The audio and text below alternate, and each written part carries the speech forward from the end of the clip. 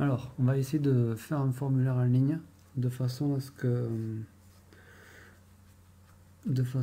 les gens puissent y répondre.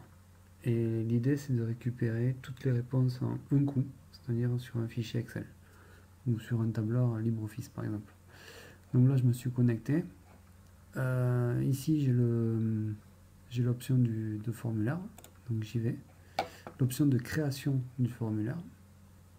D'ailleurs, je suis dans mes modèles ici.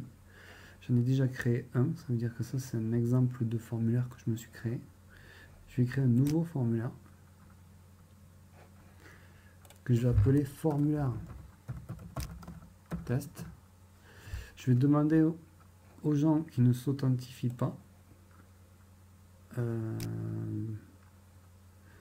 un peu plus pratique, ou si vous voulez que chaque élève ou chaque personne s'authentifie, il faut choisir forcément la bonne option. Donc là, je vais prendre au public, ça veut dire que n'importe qui pourra y répondre.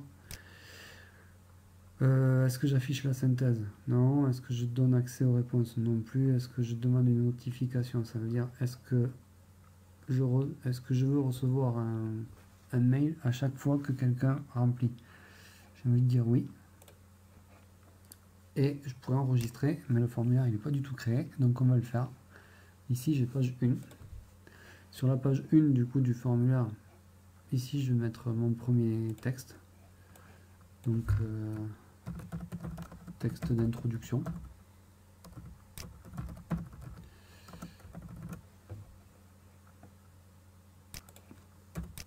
Introduction.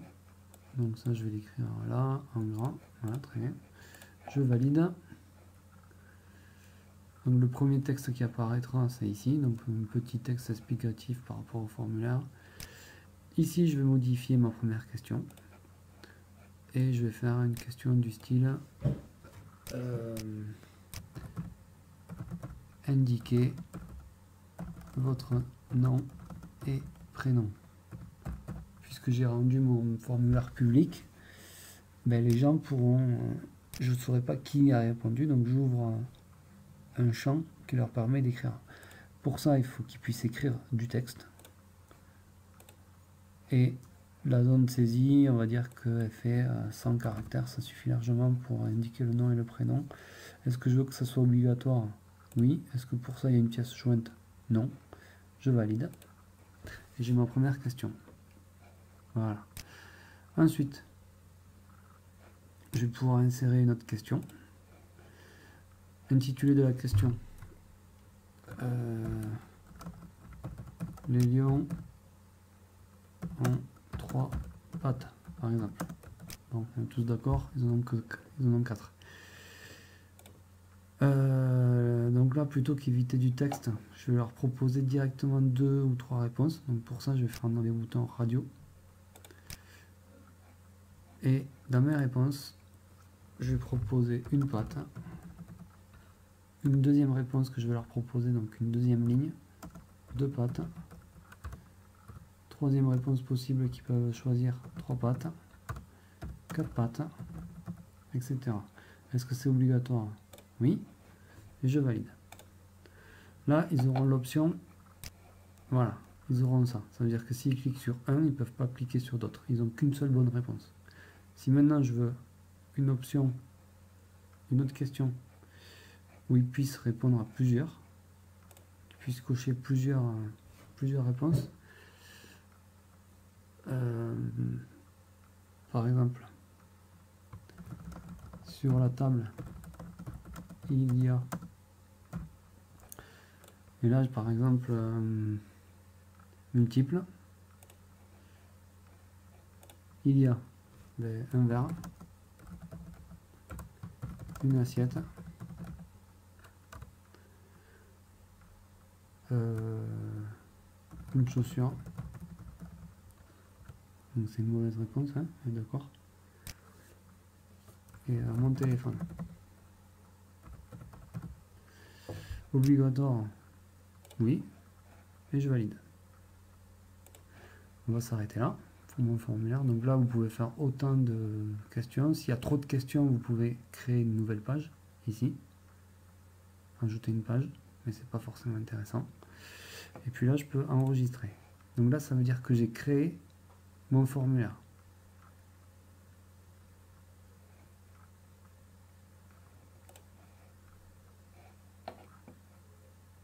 Donc là, mon formulaire est créé. Si je reviens sur mes modèles, on voit que j'ai bien mon deuxième formulaire. Donc si je clique dessus, je peux le voir. Formulaire test, le titre, le texte d'introduction. Ici, je peux taper mon nom. Et le prénom comme c'était demandé.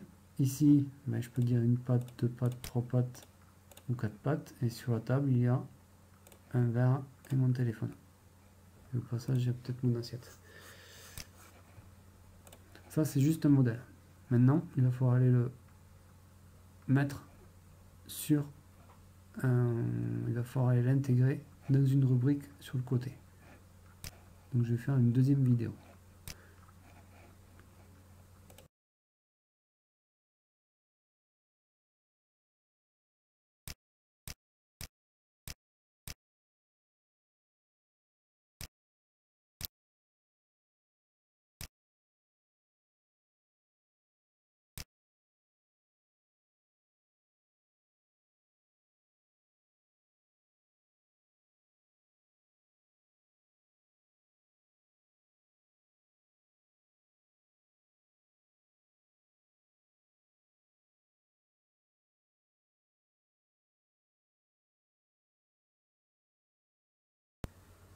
Alors deuxième vidéo par rapport au formulaire de mise en ligne sur l'ENT.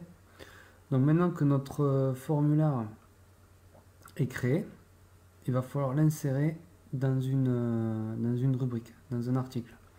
Alors pour ça, moi j'ai une rubrique formation qui m'appartient, où j'ai les droits.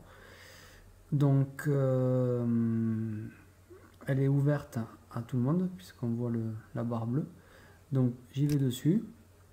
J'ai pour l'instant 3 sous-rubriques. Je vais en créer une autre, juste pour l'exemple. Donc créer une sous-rubrique. Je vais l'appeler test. Test formulaire.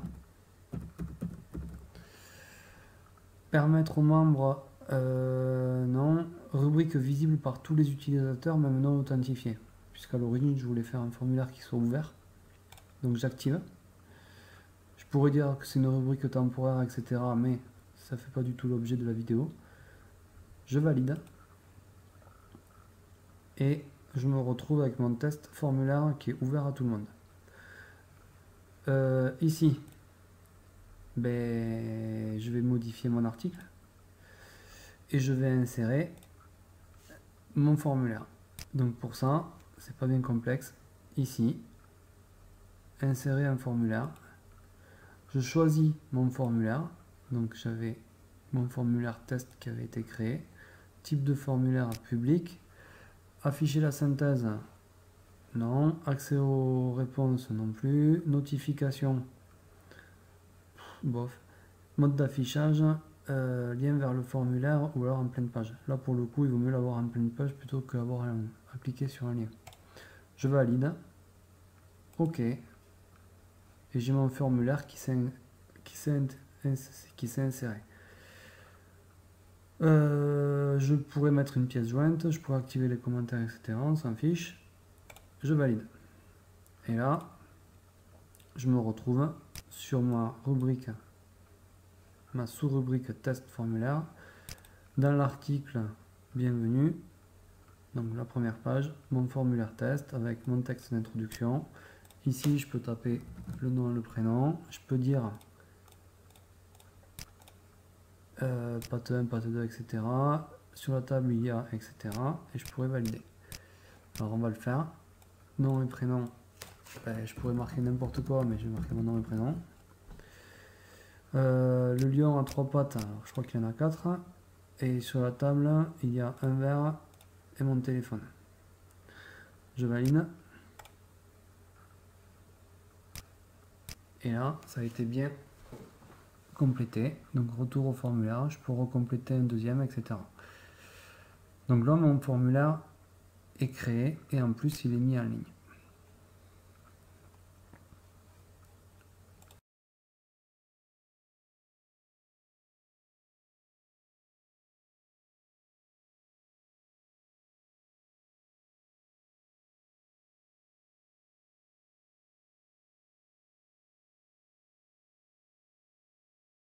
Alors du coup, dans cette troisième vidéo, on va voir comment faire pour récupérer les réponses qui ont été mises dans le formulaire. Avant ça, je vais mettre une deuxième réponse ou une troisième, quatrième réponse parce qu'en fait, je me suis assez planté sur la vidéo là.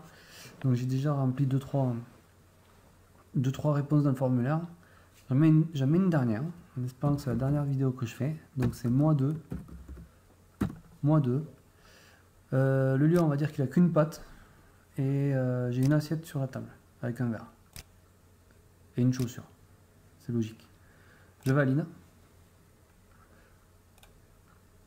Et je vais aller avec l'outil formulaire récupérer les réponses. Donc là, j'ai le test que j'ai fait. Donc ici, je pourrais le modifier, etc. Mais surtout pas. Sachant que si vous le modifiez, vous allez modifier votre modèle et pas du tout le formulaire qui sera dans votre article. Donc, il faut bien calculer dès le départ et insérer correctement insérer le formulaire que vous voulez vraiment et pas le modifier après. Donc du coup, pour aller chercher les réponses, je vais dans diffusion. J'ai mon formulaire test. Donc ici, je pourrais le supprimer, mais aucun avantage. Par contre, je peux aller le visualiser. Visualiser les réponses, pardon. Alors vous voyez que j'ai répondu plusieurs fois quand même. Je me suis pas mal planté sur la vidéo. Donc du coup, ici j'ai des statistiques par rapport aux résultats. Là j'ai mes réponses. Voilà. Alors forcément, s'il y avait plusieurs questions, il y aurait plusieurs colonnes. Hein. Je pourrais le vider, mais aucun intérêt. Par contre, je peux l'exporter. Pour l'exporter, ça me propose de le télécharger au format zip. Ce que je fais, je l'enregistre. Je vais attendre qu'il se télécharge complètement. Je vais sur mon dossier téléchargement, où je me retrouve avec mon fichier. Vu qu'il est au format zip, je vais le dézipper. Donc moi ici j'ai 7 zip, donc extraire ici. Je récupère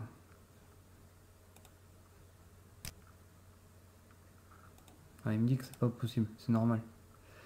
C'est Windows. Extraire ici. Voilà. Je l'ouvre avec LibreOffice. Et il me propose par défaut de séparer par tabulation, virgule et point virgule. Apparemment ça va, puisque par colonne, on voit bien mes réponses. Donc ça a l'air parfait. Je fais OK. Et là, effectivement, je récupère toutes mes réponses. Avec les dates, les noms et prénoms, c'est-à-dire ma première question, ma deuxième question, ma troisième question. Moi 2, c'est ce qu'on vient de faire. Il a une patte, un verre, une assiette, une chaussure. C'est bien ce que j'ai répondu. Et sur la toute première vidéo, c'est bien ce que j'avais mis aussi. 4 pattes, un verre et mon téléphone. Donc voilà, j'ai récupéré. Puis après, on n'a qu'à faire nos calculs avec les formules, etc. pour automatiser les réponses. Ou les résultats, comme vous voulez. Voilà.